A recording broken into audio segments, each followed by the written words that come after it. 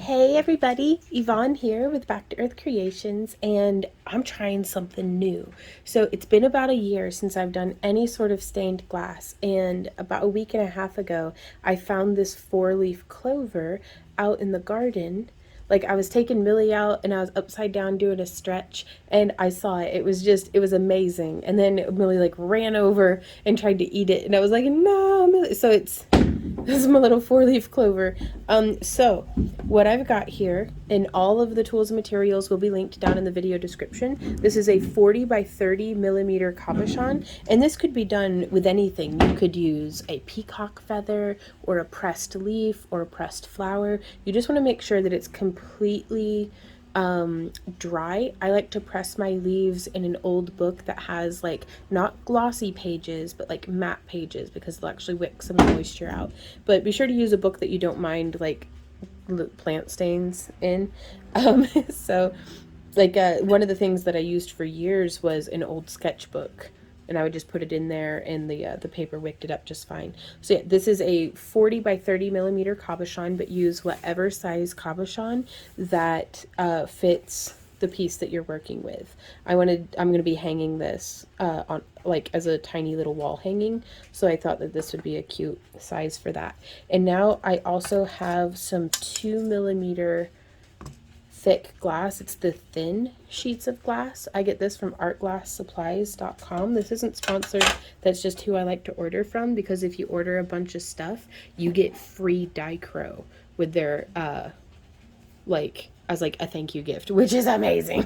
So what I'm gonna start by doing is I want to trace with a Sharpie this cabochon onto the thin glass. Okay, so I'm just lining everything up here and coming through. There's that. And then I'm going to do the same thing on the far side.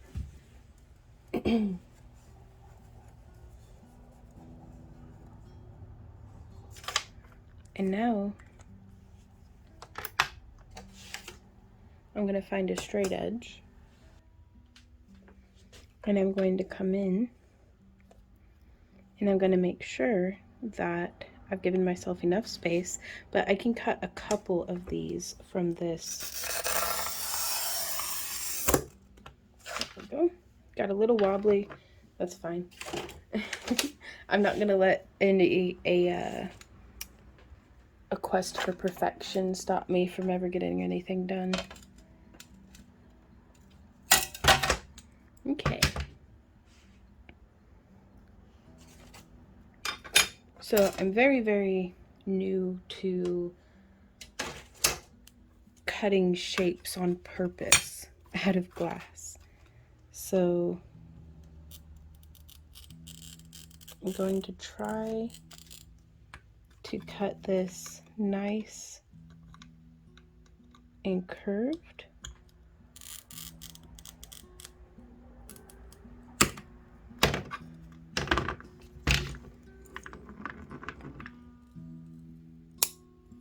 Oh yeah. So there's that. There's that. I don't think I did any cutting on that yet. It may be helpful to zoom in.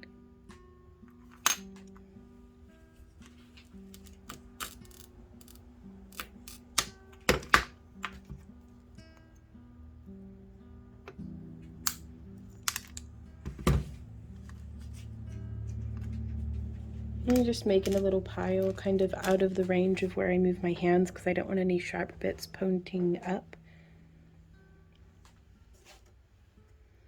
Now also I just kind of want to nibble away.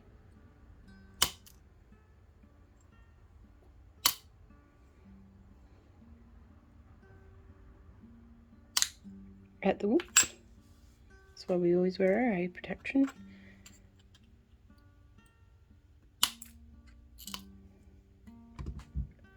And then the rest of this I'm going to try to clean up on the grinder. So I'll probably be grinding off quite a bit. but I'm just going to come in and kind of grind it down to match. Alrighty, y'all, so I have some water and a sponge here. This is my Griffette diamond grinder. It's probably my favorite grinder, very compact. My old one was a Gladstar Superstar and it had a much bigger surface, but I didn't really take advantage of it, and I burnt through 2 or 3 of those for the same time frame that I've had this one that I got, because I mean the other one I got, maybe it's not in manufacture anymore, but anyhow, I have the biggest bit it'll take in there, and I'm just going to be holding a damp sponge up to the side because I find that I just don't have very much success with keeping it nice and clean, putting the sponge where it's supposed to go. So what we're going to be doing here is I'm going to start grinding this down to where it is the same size, and I'm looking for just as close as I can get it. So I'm gonna have the audio muted so you're not having to hear both my air conditioner and the grinder going.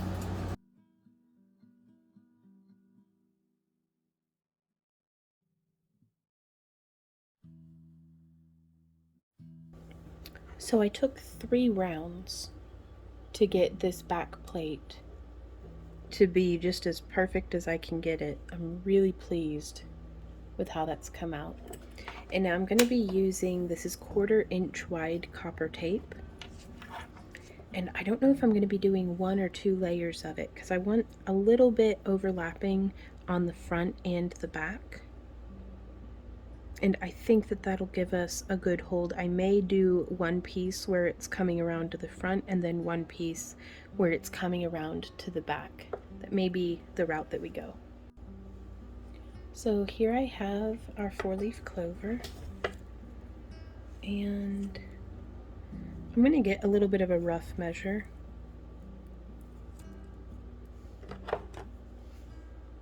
So there's 1, and I'm going to go ahead and cut off 2 to the same length. Oops, more or less. Put that back where it goes. I'm trying so hard to have my craft room be a little bit more organized, yet here we are. And then I do have this tool. It's actually one of my leather working tools for like a modeling spoon and a stylus, but I really like it for burnishing down the it's got some epoxy sculpt all over it, but I really like it for burnishing down the copper tape. So what we're going to do is very carefully take out our 4-leaf clover, and I want to decide which is the front and which is the back. So I think I'm going to have this be the front. So I'm just going to position it.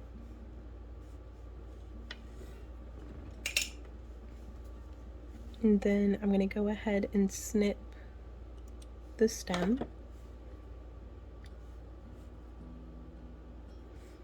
I'd like to keep it nice and centered. And then we'll just press the glass down over that like that. And so now I am going to remove the tape from its backing. Get this positioned, and now I've cleaned the inside surfaces of the front and the back with Windex and then with an alcohol wipe. And I'm going to start by being just lined up with the back cab, or the back plate.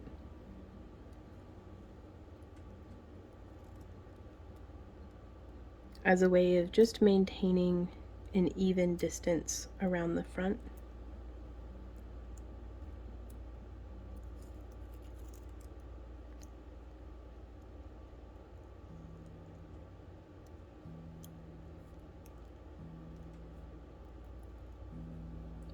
So I'm focusing more about just getting it onto the edge of that glass before...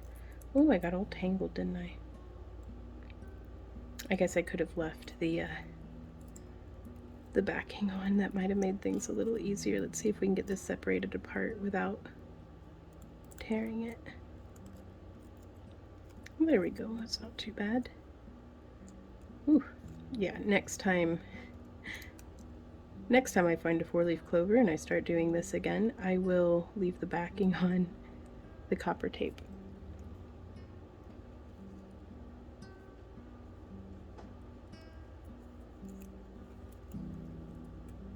So I feel like this is quite messy, but if I can do it, you can do it.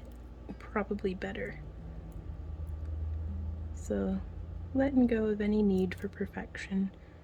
Just doing the thing and having fun. That's what crafting's for anyhow. Okay, so now that we have that on there, I'm going to start kind of just pressing that bezel around. I mean, I know it's just tape, but it's behaving very similarly to if we were using a bezel wire and wanted to smush that down. So now, before putting on the second layer of tape, I do want to get a nice smooth burnish.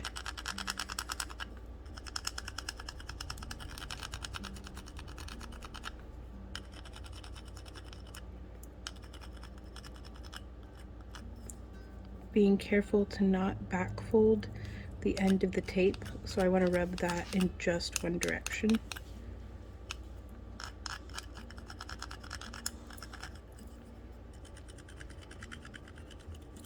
Now I also really like using just the flat side of the handle itself. In fact, I prefer that to the metal, I do think.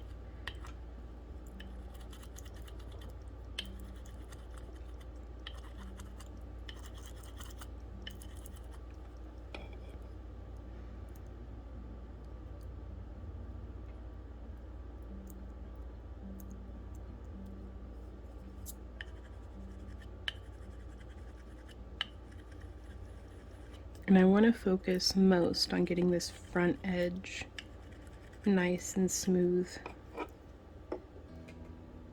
Really pleased with that so far.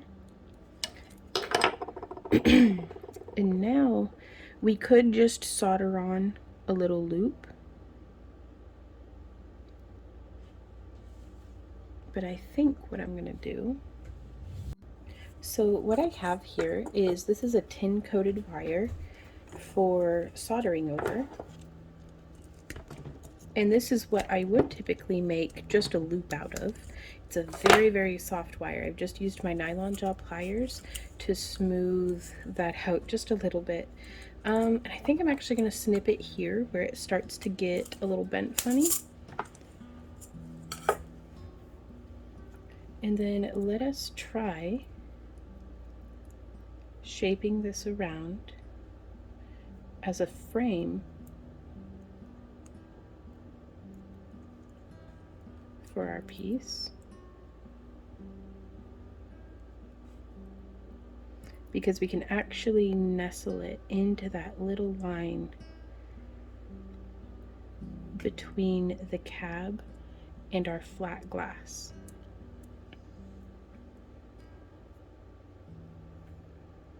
And now I could have given myself just a little bit more space, but I think this will be just fine. I'm now going to take my nylon jaw pliers and just grab right there, and then making sure that I'm nice and in the center, I want to twist this down, not so tight that it starts winching between.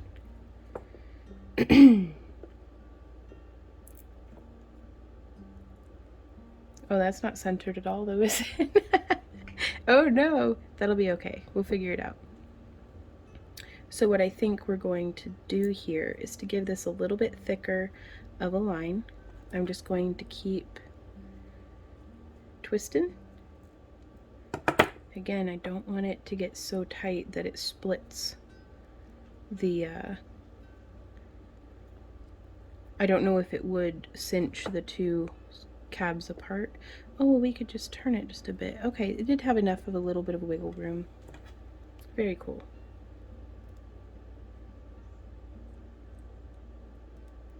So again, I'm just twisting this down. Gets a little messy there at the end, but that's fine.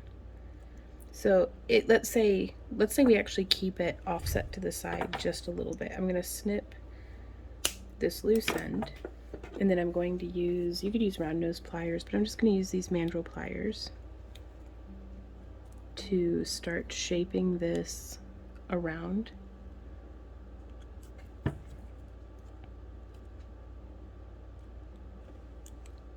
And I started on the second to smallest, but I've moved now to the actual smallest. And I've just butted that together, and that is like the lumpiest and strangest and messiest little loop that I've ever done. But this is an experiment, you guys. I'm not super focused on perfection. I just want to see what happens. And this is also going to be a really nice opportunity to make this maybe a little bit more whimsical. Now I am going to take just some pliers and bend that down and in just a little bit more, and then I'm going to cinch this down and in just a little bit more because I do want that nice and butted.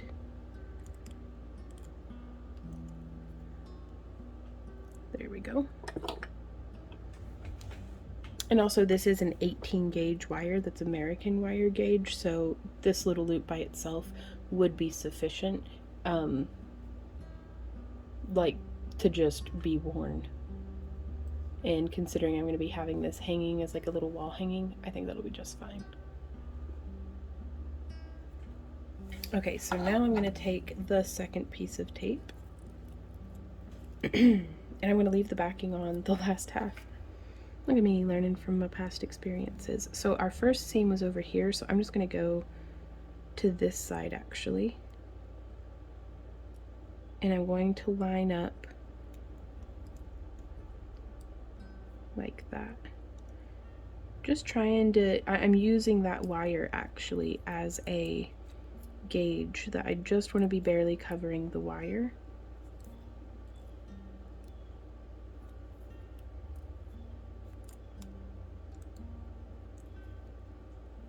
Okay. So you can see I've pressed in with my fingernail, so I can pull out now. Like pull back on what we've done and snip. Save that little bit because you never know when you need just a touch. There we are. And so now from here, I'm going to start just pressing in with my fingers all the way around, getting that nice and smoosh.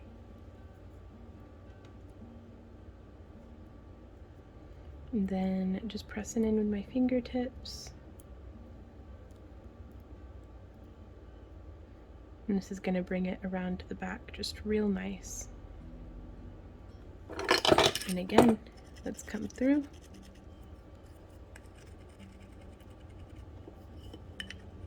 Now there's a specific tool for burnishing down stained glass, like the copper foiling, but I'm a big fan of using what I have on hand, and this was literally right next to me, so that works. I also have an agate burnisher that I use for precious metal clay and some different metal smithing stuff that I am trying to get into, so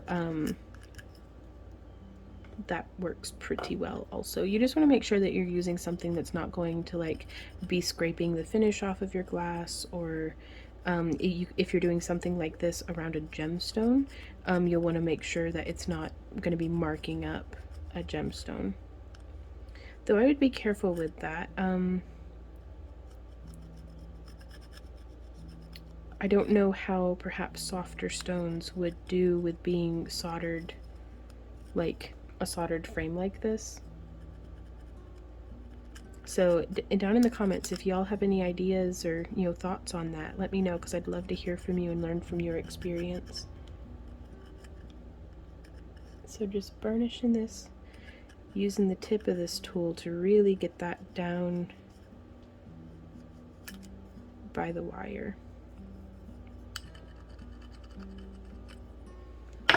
Well, very cool. There we are. The next step is going to be to apply our flux and to start soldering. So I'm going to get my iron heating up. Okay, so the flux that I'm using, this is just what I could find at the craft store. Safety Flux Studio Pro brand. And all of the tools that I am using are linked down in the video description. This is my favorite third hand device because it actually is 4 more hands. I think of it as like a tabletop Dr. Octopus suit because it has all of these perfectly posable little clips on a magnetic base. So very good for repositioning. And I make sure that I have what I'm working on dripping over the hard metal surface. And I already have some lead-free solder strung out on the line. And I'm just going to come through and apply some of this flux.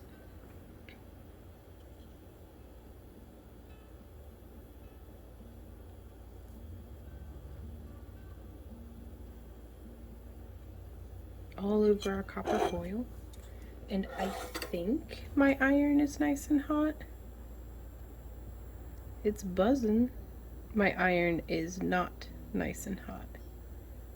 It should, when I touch it to it, just melt right on. So I'm going to let this heat up for just a little longer. I always rush my iron and I always regret it. Okay, my iron is up to temperature, so I am going to try, just touching, moving around the tripod or trying to.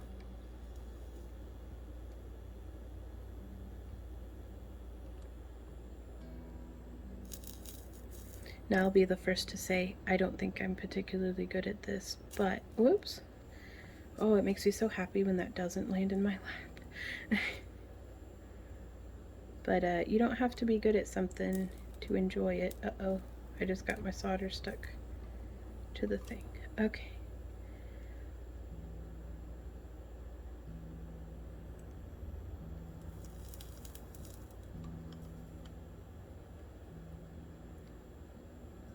So the good news is, again, if I can do this, you can do this. Because once we get the solder on there, then we can start smoothing it out. Or trying to. Yeah, if you're too heavy-handed, you'll be doing like how I am, and you'll be dripping, which is no fun. So I'm going to put this off to the side.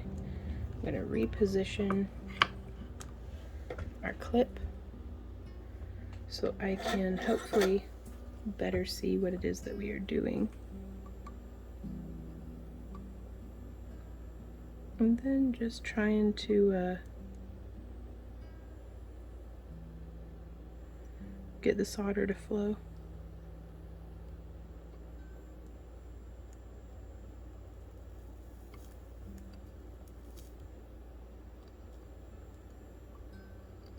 Which I'm really pleased with. I'm starting with just tinning it, just getting a layer onto the copper.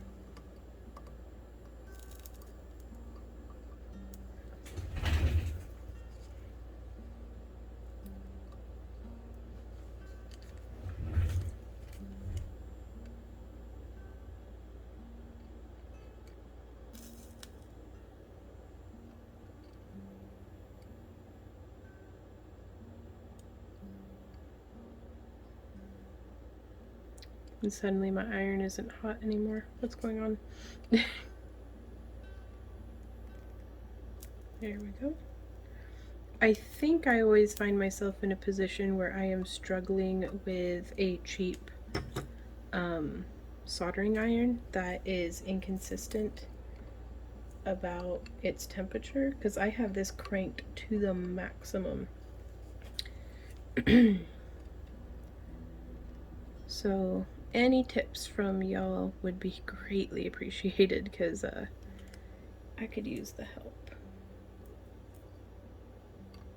Okay, so now let's flip this over. Start evening out.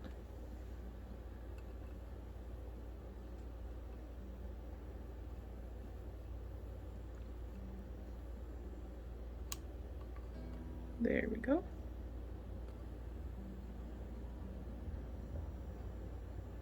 Pretty pleased with how that's looking. Let's try, just flex it. Just flex it. Don't know what I'm doing wrong, so flex it.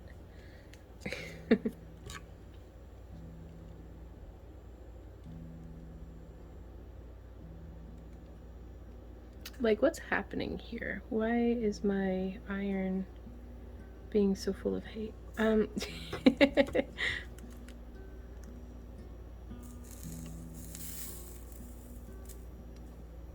So I want to try building up a nice like bead of solder.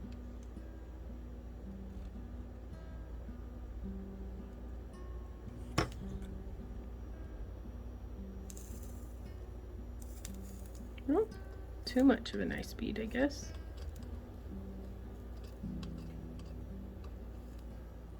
Whoa. Okay, disaster averted. Let me grab some pliers to hold on with.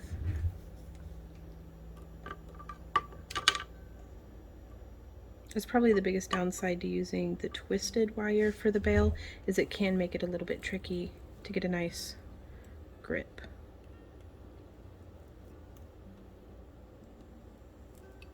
Oh yeah, having this where I can apply pressure is really nice. Just make sure that you're not putting your hand beneath the piece, because you do not want this dripping down onto you. That stuff hurts.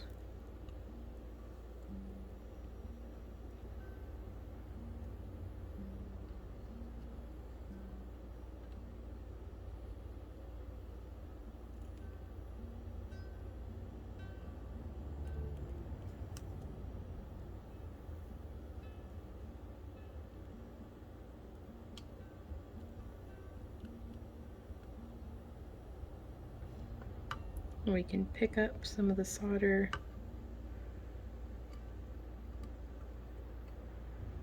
off of our mat.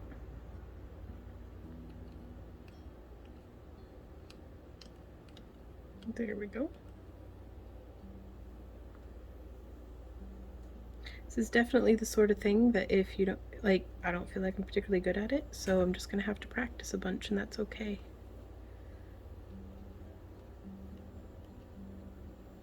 That's part of the fun of it too.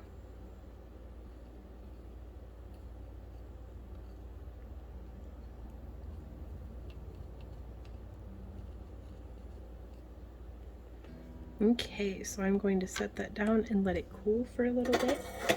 Let my iron stay nice and hot, and then we will start adding some, like, I'm going to do the loop, and then we'll start adding some details. Okay, so we are going to flux our bail here.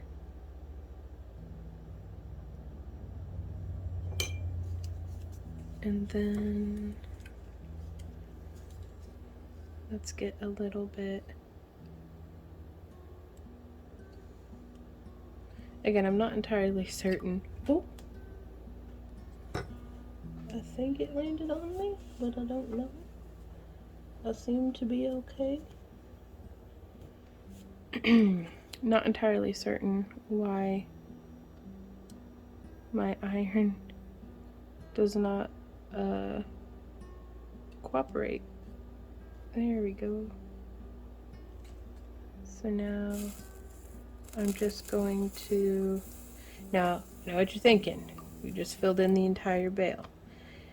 This is not what we planned. But we are not going to panic. I repeat, Vaughn, we are not going to panic. I'm panicking. So I'm just gonna kinda glob it on everything, just to see what is up. There we go.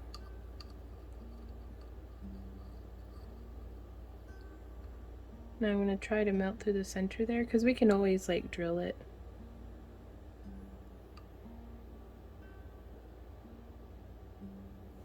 But y'all, this is like, ow, that's hot.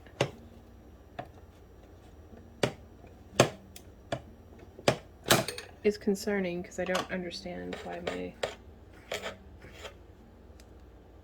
soldering iron on its highest temperature isn't melting solder. There we go. This is the sort of thing that I think I could benefit from taking an in-person class.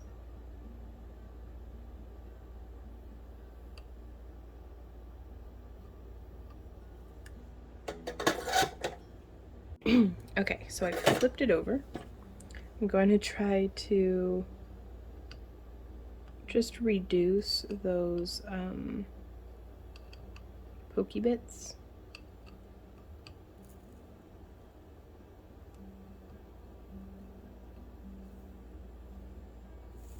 Just kind of trying to smooth things out.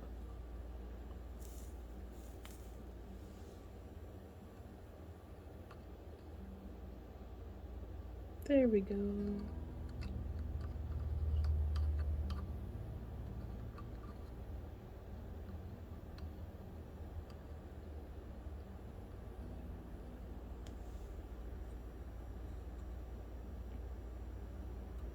I'm gonna tighten down this little notch there so it holds on. There we go. Stops turning so much.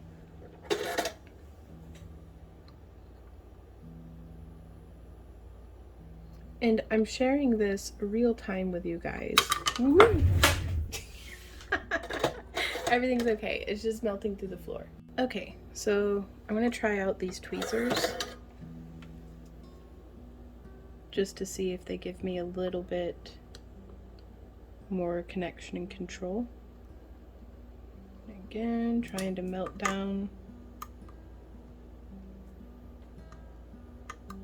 This bail is a nightmare, quite frankly. Oh goodness. Yeah, these tweezers don't really seem to be working any better. Send help. Okay, so at this point, I'm just trying to do disaster control.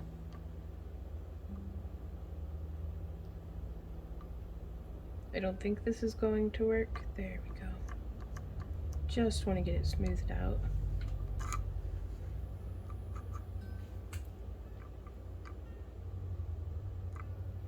And now I want to start adding some decorative blobs.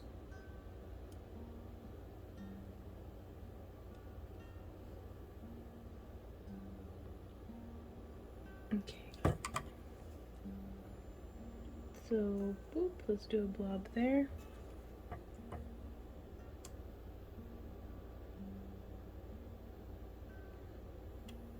So I don't think I'm going to be able to get this to be like smooth and perfect. So I'm shooting for blobby and blob.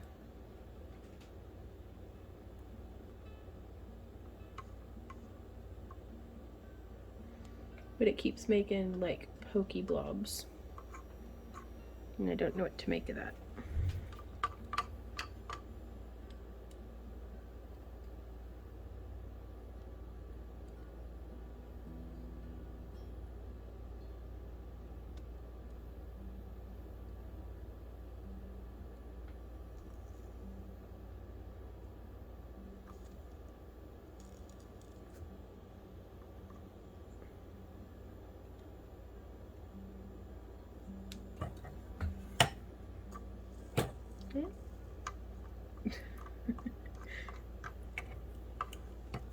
Well, we are certainly achieving a look of just a whole bunch of weird little knobbly bits.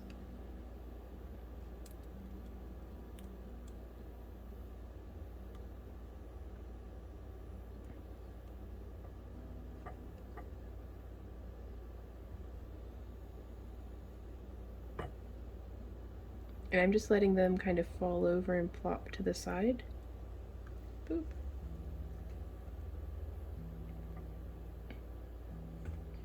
because I kind of want to just build up a nice weird sculpture.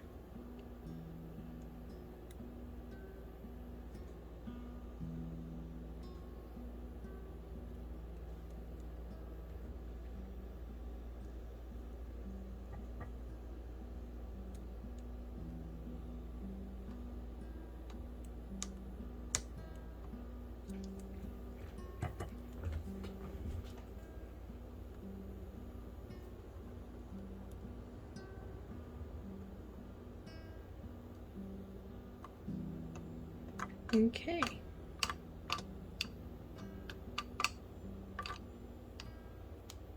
I'm gonna try flipping it. There we go. Gonna unroll a little bit more from our spool.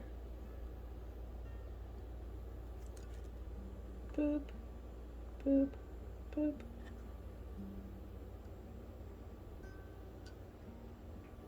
Boop. Boop. So by applying lumps from the front and the back, this should give us a cool little bit of dimension maybe. I'm going to try to level out some of these pokey bits, though I don't think that's doing much.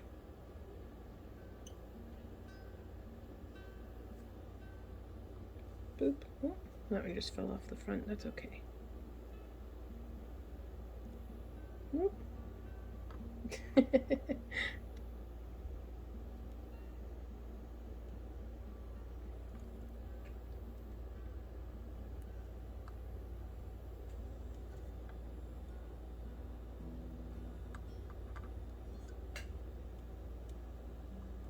Okay. So now, seeing as how this is the back side, I am going to try to melt down those pokey uppy bits. I have to wonder, like, because I don't want my first impulse to be blaming my tools, but I do wonder at whether or not this iron is doing more to work against me than to help me.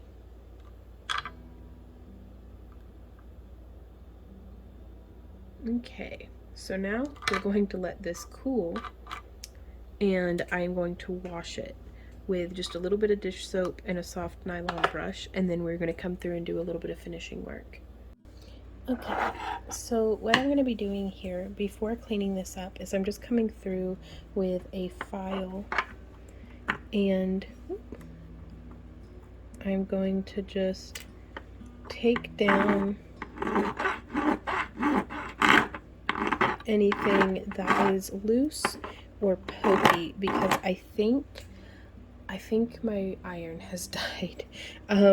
Like, I think I just burnt it out. Though I don't know though.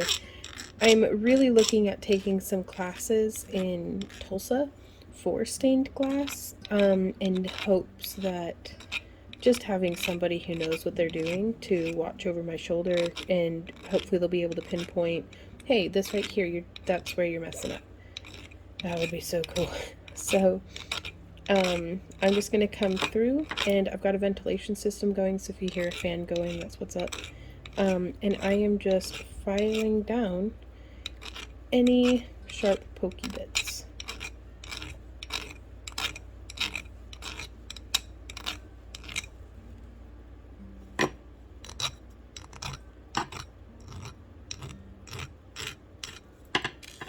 So this piece that broke off there actually seems like maybe it took some of the foil with it. It'll be what it's going to be. Now this piece I'm not intending on wearing, so I'm perfectly okay with it being a little wonky and weird.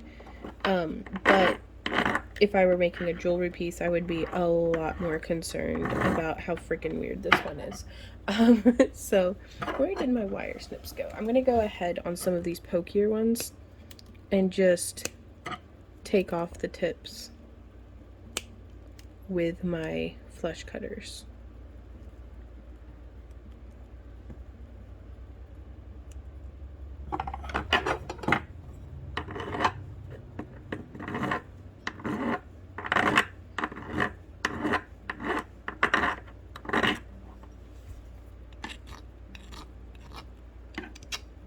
And now it's just a matter of coming through and shaping those cuts down to make them look a little bit more rounded and organic.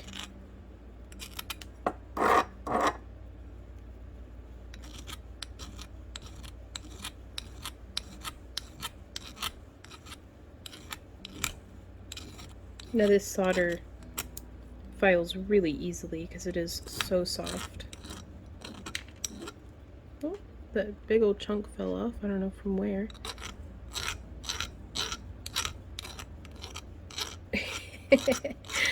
It's kind of nice to like be new and terrible at something. Like, what excitement.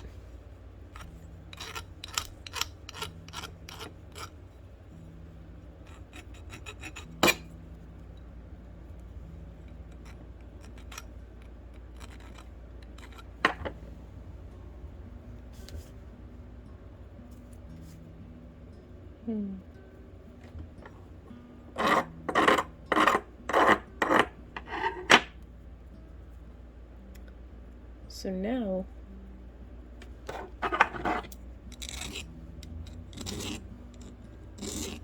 I'm going to go clean this with just a nylon bristle brush. And actually, I think I'm just going to take some Windex and a paper towel because I don't want to risk submerging this and getting any water in between those two layers. I could have used silver lined foil instead of the copper lined foil, but copper lined is all I had, so I don't mind that. But if you don't want that, you know, being able to see that copper inside, then silver lined copper foil would be the way to go. Silver or black. Okay. There we are.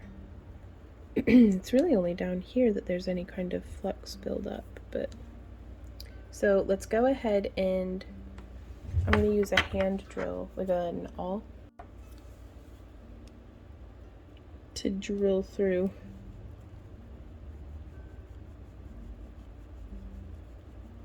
It's going to take a little while. We got this.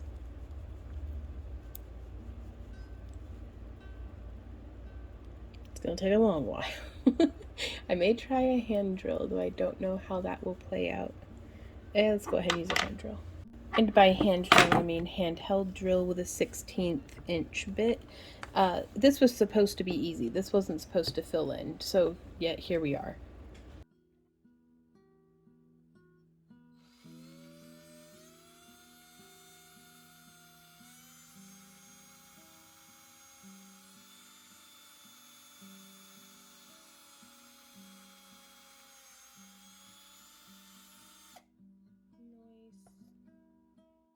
Okay, so now that we got drilled through, I can now use the awl to shape down those edges,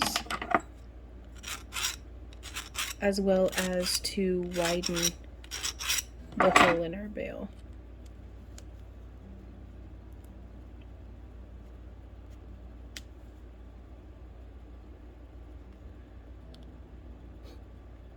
This will be a really nice piece to save and hold on to and be like, look at how I started.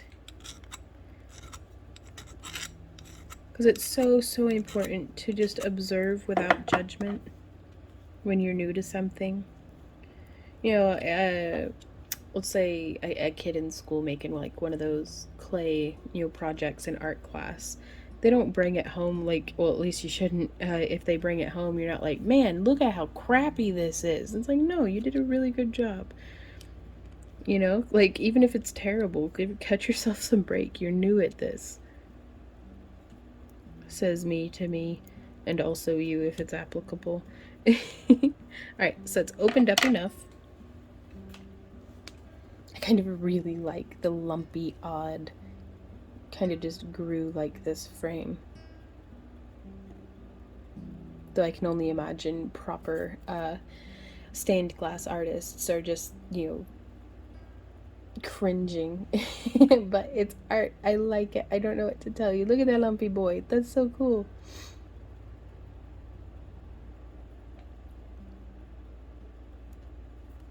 Okay. So let us clean up our mess and then finish the bail into this. So to finish this piece, I'm going to be using some beads and charms that I've had just floating around since my wire wrapping masterclass lesson 1. These are some of the links that we made in there. And then I'm using my American chainmail bright aluminum sampler, like a ring sampler. This will be linked down in the video description below. And I think I'm going to use one of the 16 gauge 1/4 inch rings. Let's see if that will fit. Hopefully snug as a bug through, and it won't. So we're going to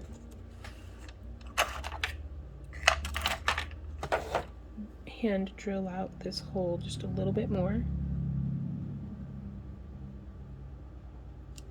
from both sides.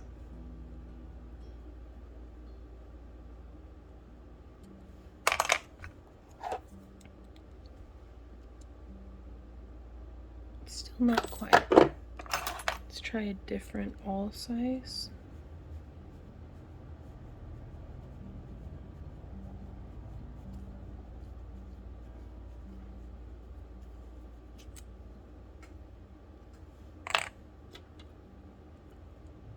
There we go, like a glove.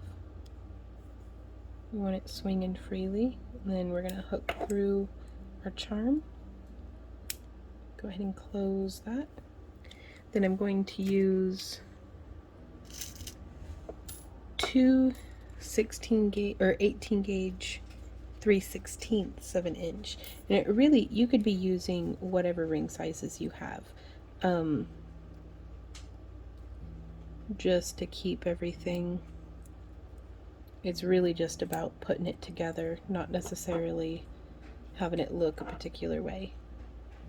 That'll that'll emerge as you craft, like your own style will start showing up.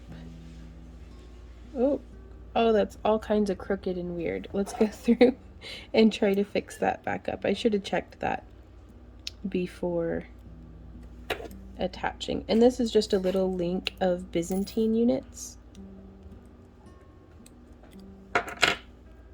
So let's see. Okay, so now we can come through. Whoops. Well, I'll just throw that on the floor then. Yeah, it just got a little tangled. I just needed to shift that around. So now hooking through that looks like how it's supposed to. And then hooking through our link. And then let's use this ring. Gotta check and make sure that the dog just didn't. Okay. Okay, so I retrieved the ring and we are hooked through.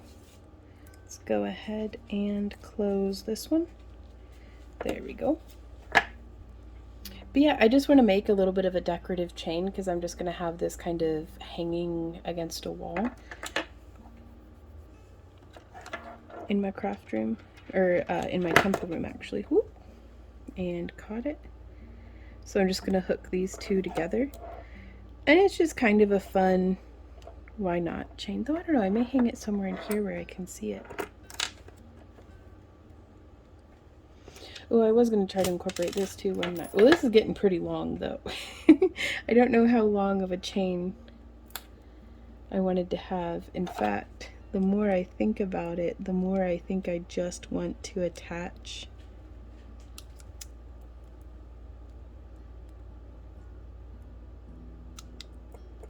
I've changed my mind.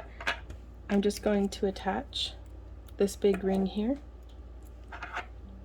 because I just want to hang this on a decorative tack hammered into the wall. And so it's just going to hang just like that. So if you were making this into a pendant, you could just attach it to a chain from there, make your own bead link or chainmail chain, and kind of go from there. So I did make sure that the back was comfortable enough that I'd be able to wear it as a pendant if I was inspired to do so, but I just want to have it hanging where I can see it every day. and I'm really pleased with how that came out. So if y'all have any questions, comments, or ideas, please leave them down in the comments below. And if you enjoy our free tutorials and experiments like this and would just like to support the creation of more of them, please consider joining our channel membership. There we go. Or you can join our Happy Crafter Club at backtoearthcreations.com. Links to all this stuff will be down in the video description. And I'm gonna have to get better at this because I have goals in my heart and I'm not quite there yet, but I am really pleased with this lumpy bumpy little artifact. Or one day it'll be a relic of a lifetime past. And I'll be like, I remember that time when I found that 4-leaf clover. So that nice memory preservation I'm excited about. So again, thank you guys so much for being here, and I will see y'all next time. So until then, happy crafting. Mwah! Bye. Oh, you can sign up for our free newsletter at backtoearthcreations.com too, and that gets you like a 15% off coupon, and you'll also like never miss out on any of our tutorials or anything. So okay, bye guys. Mwah!